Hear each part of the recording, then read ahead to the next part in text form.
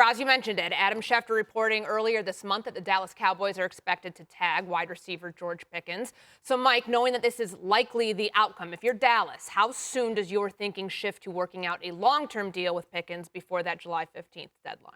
Well, ideally, you would like to do that, but this is a much harder deal to get done than what we saw with Micah Parsons a year ago, where you just say, hey, Micah Parsons, you're the best pass rusher in the league, and you go to the top of it.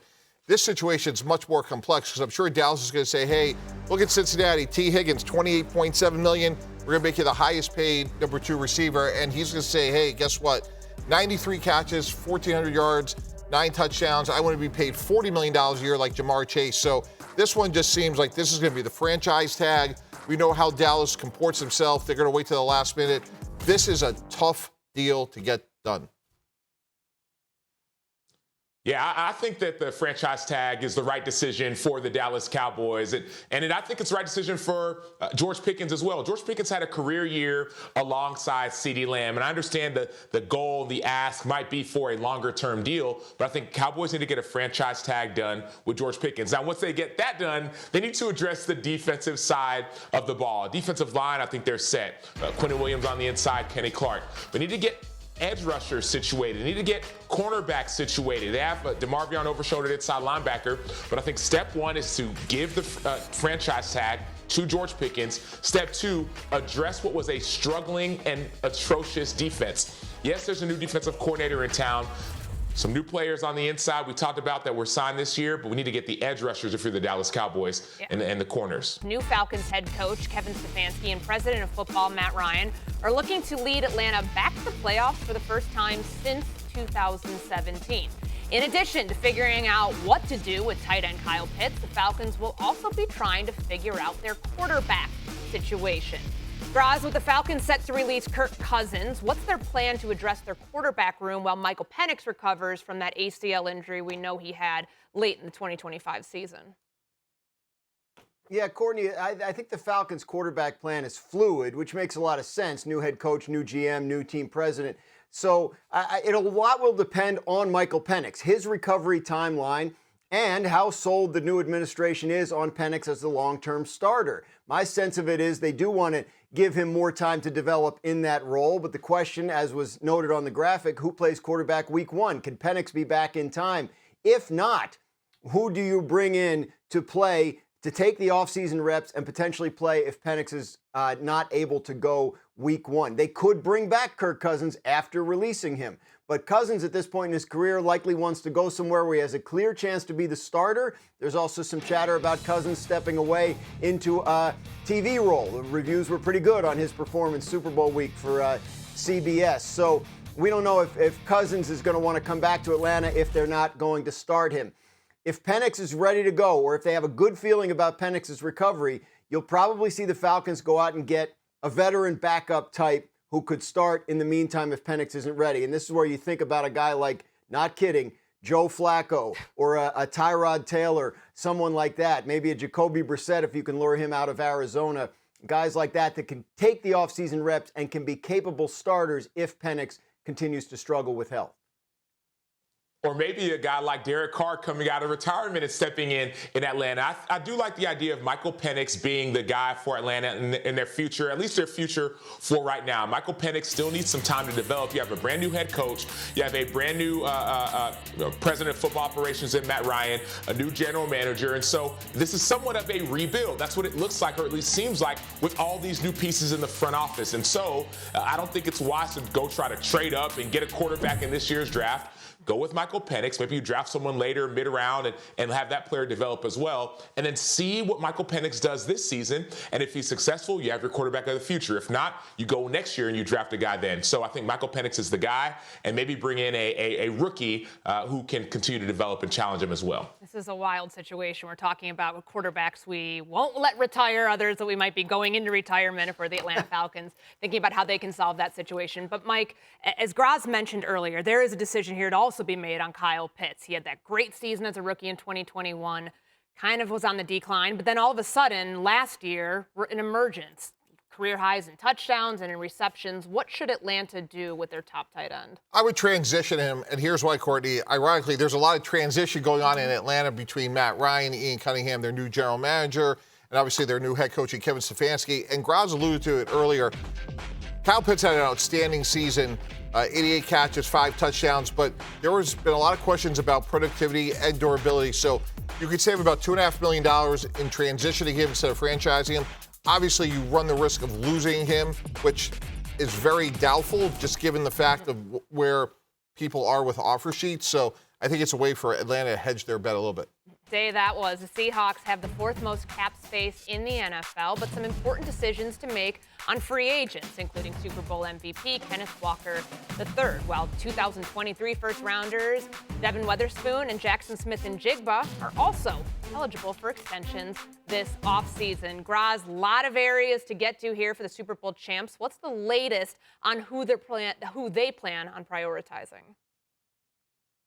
Yeah, we talked earlier in the show about Kenneth Walker III and how they don't plan to tag him. That doesn't mean they don't want to sign him back, but it means that they're okay with him leaving if they can't. Rashid Shaheed, very important player for them that they acquired at the trade deadline, both as a supplemental wide receiver behind Jackson Smith-Njigba and as a return man in their elite special teams unit. So I would expect them to make a strong effort to bring him back. And they have to make some decisions about the free agents in the secondary. Safety Kobe Bryant sounds like somebody they'd like to keep. Reek Woolen, cornerback, I think they'd like to keep, but probably at their price, possibly not his. So a lot of decisions to make. And then you see there at the bottom, wide receiver Jackson Smith-Njigba, cornerback Devin Witherspoon. These are the big ones. These are cornerstone franchise pieces, first-round picks that have worked out at an elite level. The Seahawks would love to be able to extend both of them and keep them there long-term. That's what this offseason will be about for Seattle, identifying the building blocks for the future so they can keep this run going. Those two are certainly guys that fit that description. A lot of moving parts, Sam, and we know that the Seahawks are unlikely to use the tag on Kenneth Walker. Would you say he's their most important free agent? I would say so. I would say that Kenneth Walker is their most important free agent just based off of the lack of continuity at offensive coordinator. You want somebody who can carry the load, for lack of better terms, and I get it. Zach Charbonnet is still there, and you might argue, well, man, this offense is really based off of the offensive line and the tight ends, and any running back could go in and put up good numbers, but not any running back could do what Kenneth Walker did in the playoffs, led the NFL in touchdowns in the playoffs, Super Bowl MVP, and so at this point in time, you can let other guys like Reek Woolen go. You have a defensive genius in Mike McDonald who can make it work on the defense side of the ball. But I would argue that getting Kenneth Walker on a long-term deal would be wise if I'm the Seattle Seahawks. You know, Sam, to me, the priorities are a little bit non-obvious. I would start with Devin Witherspoon and JSN because those are two superstars for Seattle. So to me, I would get those guys signed ASAP. I'd love to have Kenneth Walker back, but I want him at the right price, and here's why. He only had 31 receptions, and when we think about the evolution of this offense under new coordinator Brian Fleury, who just came over from the 49ers, I think Sam Darnold getting the ball out of his hands faster to running backs where Kenneth Walker had 31 receptions, Zach Charbonnet only had 20. Charbonnet's coming off of the ACL. I would look to either the draft or a less expensive option if Kenneth Walker gets too much, because, again, I think he's a good player, but I think he's one-dimensional. That run game, super important to what the Seahawks were able to do in getting to the Super Bowl and winning it. Next season, both Seattle and the Los Angeles Rams are co-favorites to win the title. According to DraftKings Sportsbooks, their odds at plus 950. Following a surprise run to the Super Bowl, the Patriots are going to look to repeat similar success in 2026. New England could look to extend 2023 first-rounder Christian Gonzalez, who has established himself as one of the league's top quarterbacks. Drake May, who's going to be entering year 3 in 2026, will also be eligible for an extension following next season. Mike, we know the Patriots went defense last offseason. What should their priority be this offseason? Yeah, 3 things. Protecting the quarterback, and then after that, say it again. Yeah, protect the quarterback. And I thought what Mike Vrabel said was really prescient at his end-of-season press conference. Will Campbell will get better. Jared Wilson will get better. Those are 2 rookies on the left side of the offensive line. But they were sacked. Drake May was sacked 48 times, 23rd in the league. They have to figure out how to get the ball out of his hands faster, get better offensive line play. And one of the things is maybe it's a guy like Travion Henderson getting more involved in the offense because he does bring an explosive element to the game out of the backfield. So either that and maybe add another receiver like a Casey Concepcion from Texas A&M who's really good running after the catch. But this offense has a chance to be even more explosive, but the health of the quarterback is absolutely paramount.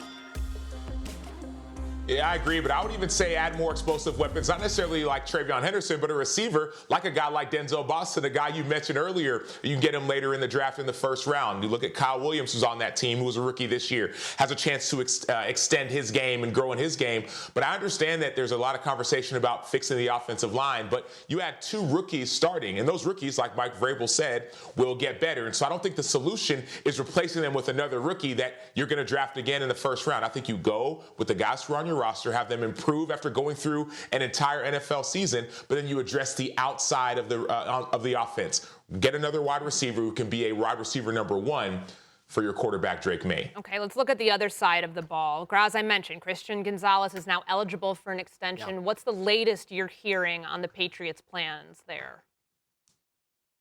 It's certainly something they'd like to get done as soon as they can, much like we talked about with the 2 guys in Seattle, 2023 first rounders. They do have a 5th-year option on Christian Gonzalez for 2027.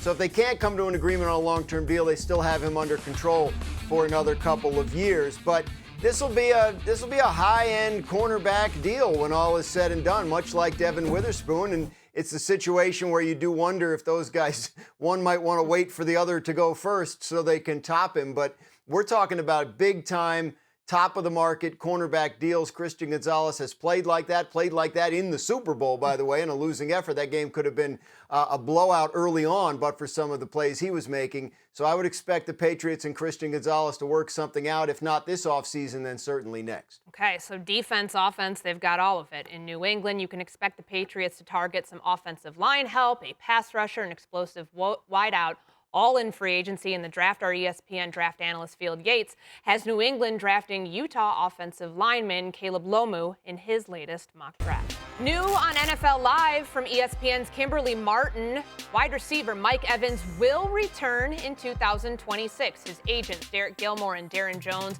told Martin that the future Hall of Famer will play this upcoming season, and he will explore his free agency options. One of the league's most consistent playmakers will be back, but we're going to see if it's going to be with Tampa or somewhere else. Sam, Mike Evans exploring his free agency options, which sounds like the best landing spot for him right now if it's not Tampa. Well, first of all, I'd love for Mike Evans to stay and play in Tampa. I got a chance to play with Mike Evans my last year in the NFL, and he is a staple of Tampa Bay. Spent 12 seasons there. I think that's a great win for him to continue to mentor Mecca Ibuka, maybe have another 1,000-yard season. Now, if he doesn't go to Tampa, I think the Pittsburgh Steelers could be a great option for Mike Evans. Obviously, he's got the size, the skill, takes care of his body, and, people talk about Aaron Rodgers and all the things. Okay, that's another weapon for a veteran quarterback, 2 vets who know what it's like to win and win at the highest level. And so I think Mike Evans needs to stay in Tampa Bay, but if he is going to decide to explore free agency, there'll be a litany of teams that'll look for him, and I would expect the Steelers to be one of them. Yeah, Sam, I see you, Pittsburgh. I'm going to raise you Buffalo. Every receiver that's going to be available this offseason in a very much of a win-now mode for President of Football Operations, Brandon B. We're going to talk about every receiver from A.J. Brown. Let's throw in Mike Evans, who is the physical, big outside receiver this team desperately needs.